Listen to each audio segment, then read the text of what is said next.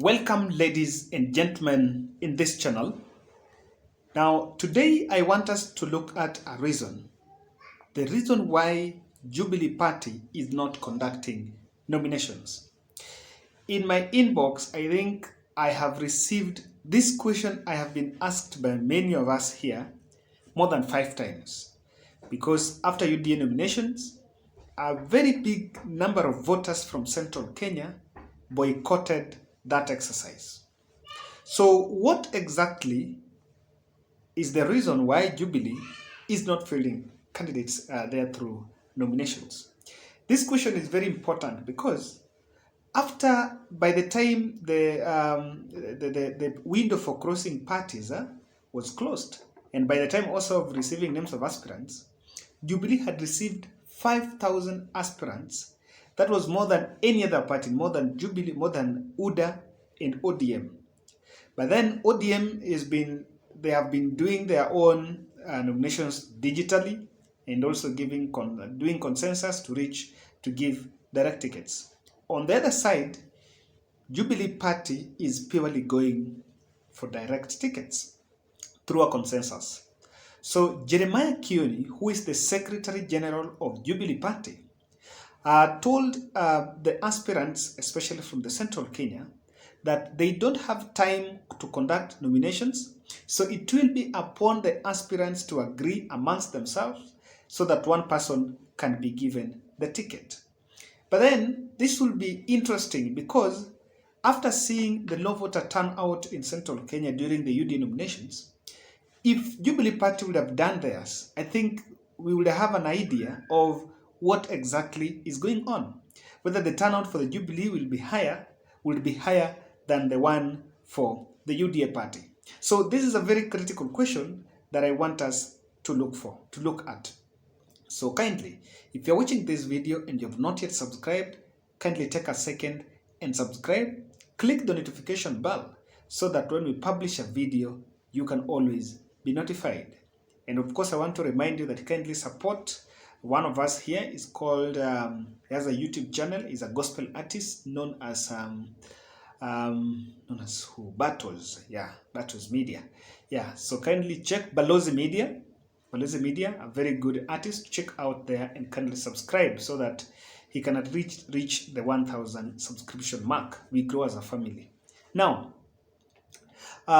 why do you think that UDA party have opted not to do those nominations? If you look at something that we need to something that we need to give cognizance is that nomination is one way of for the political parties to find the best candidates or most popular candidates.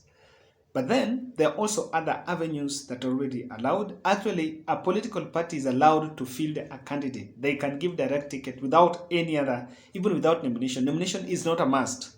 It is upon the party to decide.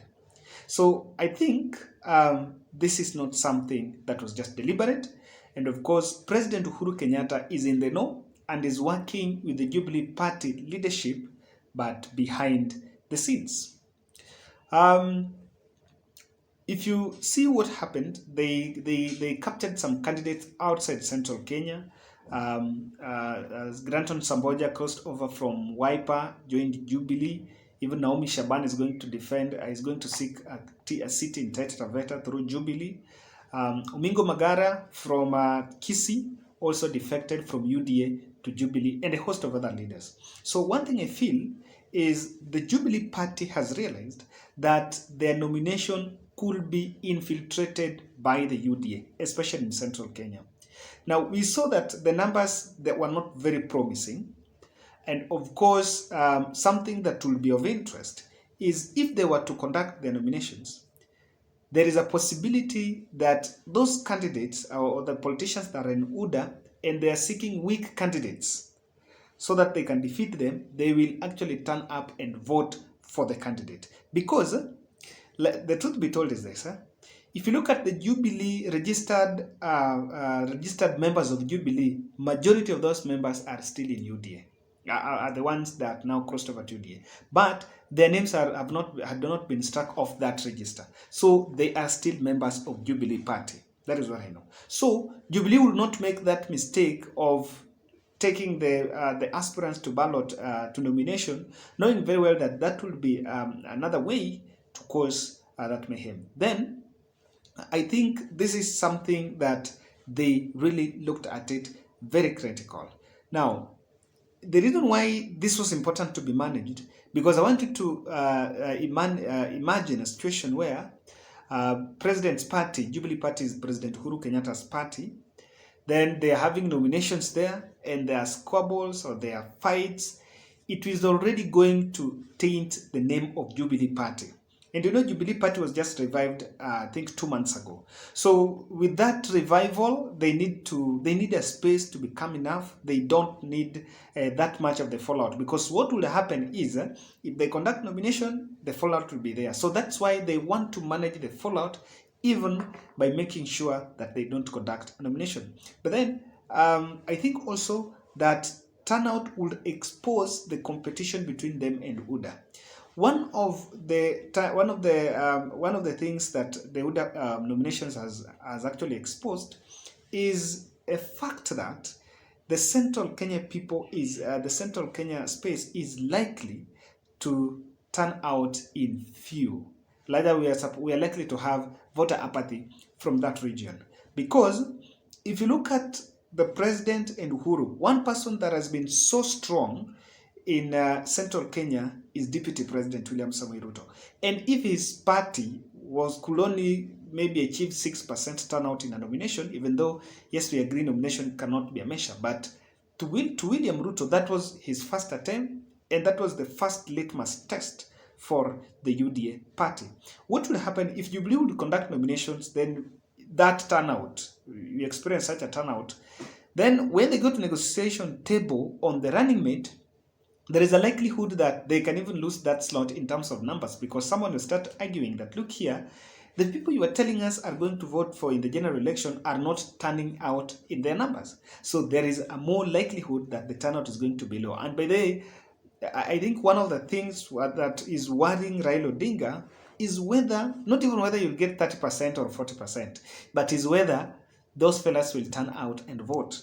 You need, if you get a 30% of an 80% turnout, it's better off.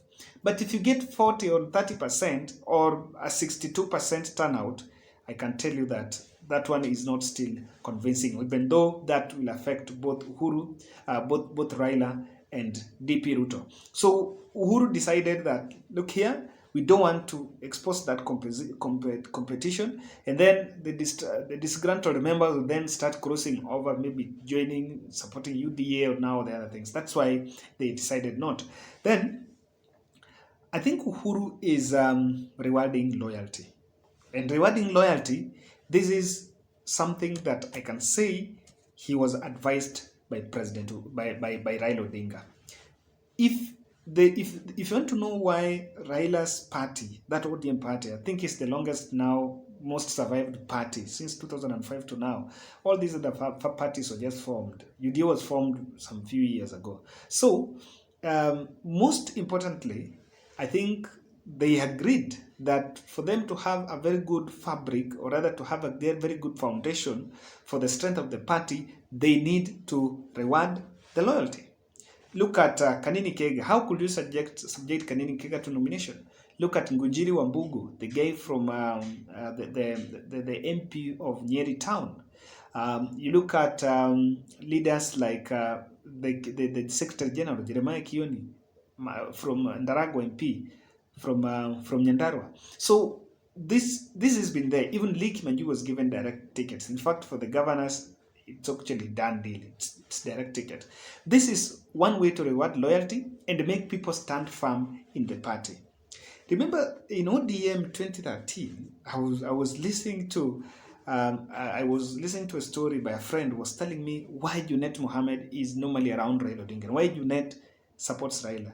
Junet was baptized by fire when he was seeking to be a mayor in Kisumu, in Migori. Anyang' Nyong'o, Otieno Kajwang, and some other fellas really conspired with the party so that his name could be removed. And it took the intervention of Raila Odinga very late in the night. Then by that time, Junet was squaring it out with John Pesa. And so, but look at now, 10 years down the line, he's actually the most trusted ally of Raila Odinga. So sometimes rewarding loyalty is one way that Uhuru is finding to make sure that he makes that party strong.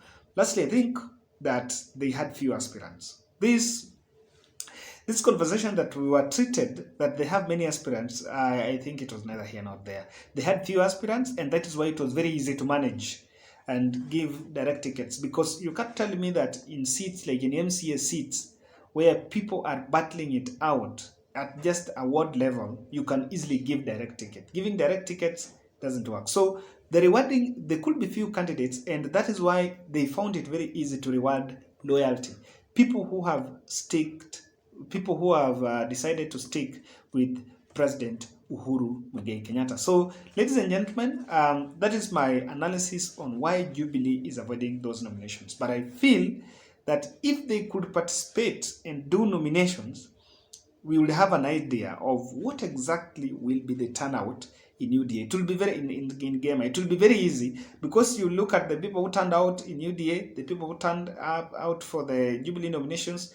Then when you compare and trust, you know really what is exactly happening. Or even if you merge the figures, believing that UDA people of UDA who voted were not going to vote for the Jubilee, it would have painted a picture of what exactly 2022 would look like in Gema. So ladies and gentlemen, that's my analysis. Thank you very much for watching our videos.